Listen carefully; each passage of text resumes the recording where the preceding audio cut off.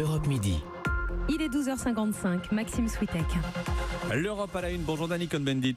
Bonjour Maxime Switek. Aujourd'hui, on va donc parler gros sous. Dany, la Commission européenne a présenté hier ce à quoi pourrait ressembler le budget de l'Union une fois le Brexit passé.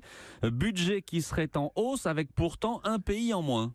Oui, enfin, gros sous, ça apparaît gros sous, mais c'est vrai qu'il est un peu en hausse, 1,1% du produit national brut, c'est 0,1 ou 2% de plus que la dernière fois. Le Parlement voulait plus, et c'est un budget, si vous voulez, qui est difficile à faire parce que il faut remplacer, comme vous l'avez dit, l'argent que donnaient les Anglais, qui étaient un donateur qui payait beaucoup dans le budget européen. Donc c'est avec une idée quand même qu'il y a dedans, il faut le dire, une idée, c'est de lier les fonds européens au respect de l'état de droit. Ça, c'est quelque chose de nouveau dans ce budget. Alors Dany, on en a beaucoup parlé déjà depuis quelques heures. Il y a un secteur qui pourrait trinquer, entre guillemets, sévèrement, c'est l'agriculture. Bah oui, c'est là où il y a un problème. L'agriculture doit se transformer, moderniser écologiquement.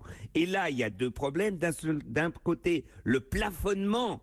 Il faut plafonner parce qu'il y a des agriculteurs qui gagnent beaucoup avec les fonds européens. C'est mal réparti. Et deuxièmement, il faut financer cette transformation écologique dans toute l'Europe. Et c'est là où la baisse du budget agricole, en fait, est une mauvaise chose si on veut cette transformation écologique. Au final, Dany, pour vous, ce budget, il est viable. Je vais vous donner le titre que propose Libération aujourd'hui et sur ce budget. Union européenne, 2 points.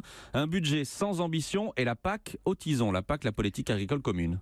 Exactement, Jean Quatremer a raison dans Libération. Pourquoi ? Parce que sans ambition, c'est-à-dire tout le monde sait qu'aujourd'hui, les défis que nous avons, il faut les financer en partie par l'Europe et qu'on n'ose pas. C'est-à-dire qu'en fait, le président de la Commission a négocié surtout avec les Allemands, les Finlandais et les Hollandais qui sont, je dis pas les plus pingres, mais qui sont les plus réticents. Et ils n'ont pas, comme ça, ils ont réduit leur ambition. Et donc, un budget européen, si vous voulez, il devrait être de 2 à 3% du produit national brut. Le budget fédéral américain est 27% du produit national brut américain. Donc, c'est vrai qu'aujourd'hui, c'est l'agriculture qui va trinquer, les fonds de cohésion aussi, mais c'est surtout l'Europe qui doit se développer, qui ne pourra pas se développer avec un tel budget. L'Europe à la une. Merci, Dany. À demain. À demain, Maxime. Ciao, ciao.